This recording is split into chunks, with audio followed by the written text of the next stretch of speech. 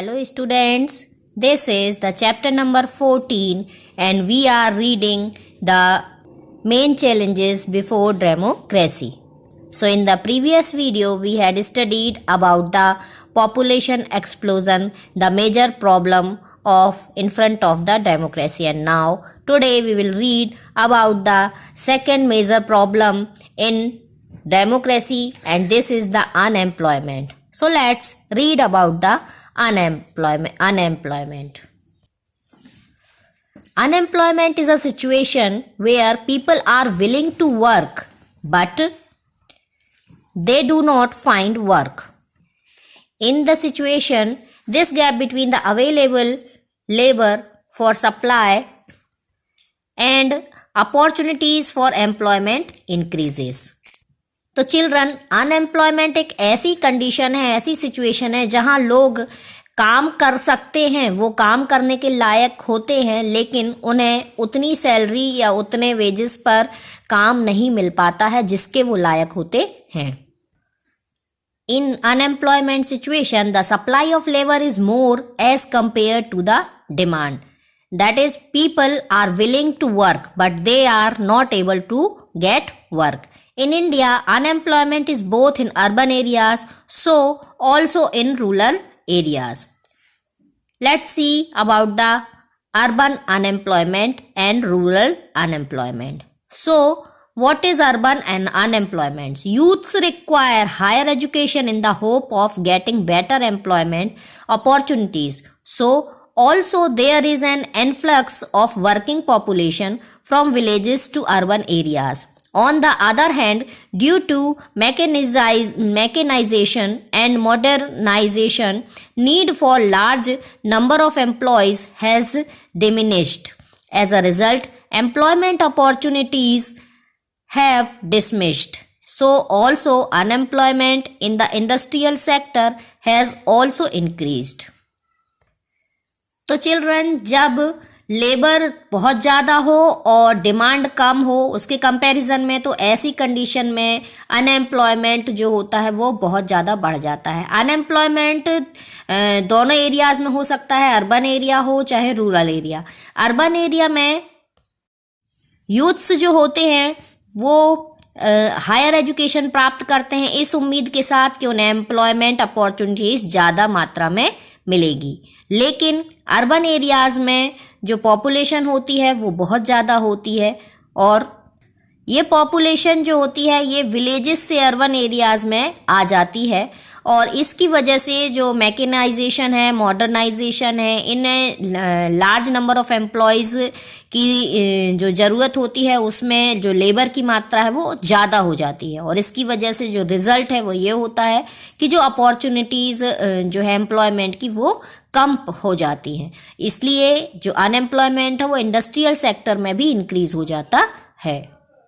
That means कारण यही है कि पॉपुलेशन या लेबर ज़्यादा होने की वजह से, डिमांड कम होने की वजह से अर्बन एरियाज़ में अनएम्प्लॉयमेंट की समस्या हो जाती है.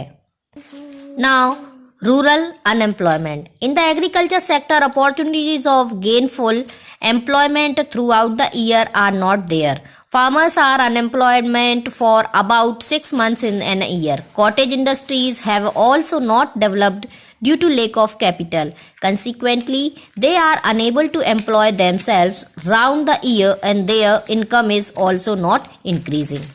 अब रूरल अनएम्प्लॉयमेंट किस तरह का होता है? एग्रीकल्चर में लगभग हमारे देश के 70% जो लोग हैं वो इंक्लूड रहते हैं, लेकिन वो ये बहुत ही दर्दनाक है कि वो पूरे साल उसमें बिजी नहीं रहते हैं. लगभग जो फार्मर्स हैं 6 मंथ सिर्फ ही वो काम करते हैं और 6 मंथ उनको फ्री रहना होता है, और यह जो अनएम्प्लॉयमेंट है ये एक रूरल एरिया की बहुत बड़ी प्रॉब्लम है. Now, let's see the causes of unemployment in India.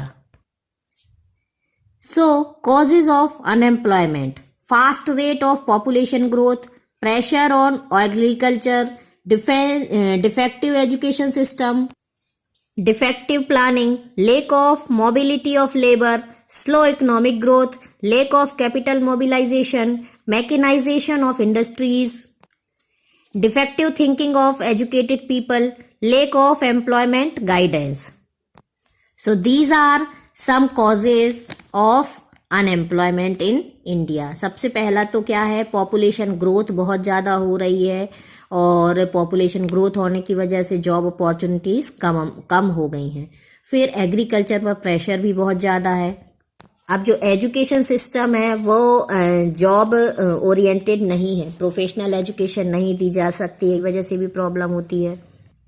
जो एम्प्लॉयमेंट अपॉर्चुनिटीज़ की प्लानिंग है वो ठीक तरह से ना हो पाना, लेबर जो है, रूरल पॉपुलेशन जो है वो इस तरह से उनका फेथ ये है जो पुराने ट्रेडिशन पर जो है उसी पर वो विश्वास करते हैं, और जहाँ नई नई अपॉर्चुनिटीज़ अवेलेबल हैं वहाँ वो जाकर के एम्प्लॉयमेंट नहीं ढूंढना चाहते हैं. ये भी एक परेशानी है जिसकी वजह से ये जो अनएम्प्लॉयमेंट की प्रॉब्लम है ये हो रही है. इसके साथ साथ और भी हैं, slow economic growth, lack of capital mobilisation, ये सारे प्रॉब्लम्स भी हैं, जो सारे कारण भी हैं जो कि अनएम्प्लॉयमेंट का एक बढ़ावा देने वाले फैक्टर हैं. Now ways and means to remove unemployment. अब कुछ तरीके हैं जिनसे कि हम अनएम्प्लॉयमेंट की प्रॉब्लम को कम कर सकते हैं.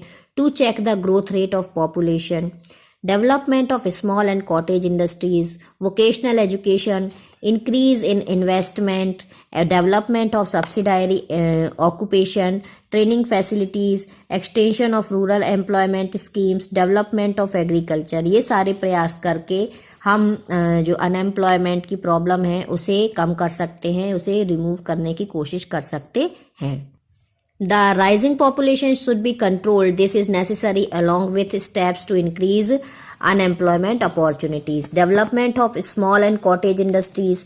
These industries help the farmers to work in their spare time according to their capacity and fruitfully put to use their labor and craftsmanship. They can invest their small savings and earn additional income for their family. Vocational education, the students should be encouraged and helped to opt for employment oriented courses after passing high school examination. Increase in investment. Investment in public sector should be on a large scale to remove unemployment. In the private sector also labor intensive large industrial units should be encouraged. Development of subsidiary occupation. In the rural area, subsidiary occupations like dairy development, pisciculture, poultry, horticulture, etc. should be encouraged. Training facilities, extension of rural employment scheme. These are the some ways to remove unemployment. तो children जो vocational education है उसे बढ़ावा दे करके जो population का rate है, growth rate है, उसे कंट्रोल करके कॉटेज इंडस्ट्रीज़ और स्मॉल इंडस्ट्रीज़ का डेवलपमेंट करके इन्वेस्टमेंट, छोटी छोटी इन्वेस्टमेंट को इंक्रीज़ करके और उनसे जॉब अपॉर्चुनिटीज़ को निकाल के ट्रेनिंग फैसिलिटीज़ अवेलेबल करके एग्रीकल्चर के जो तरीके हैं उनमें मल्टी क्रॉपिंग है, इम्प्रूव्ड सीड्स हैं, फर्टिलाइज़र्स हैं, इन सारे तरीकों का यूज़ करके एग्रीकल्चर का डेवलपमेंट किया जा सकता है. और ये सारे तरीकों से जो है अनएम्प्लॉयमेंट है इसकी प्रॉब्लम को रिमूव किया जा सकता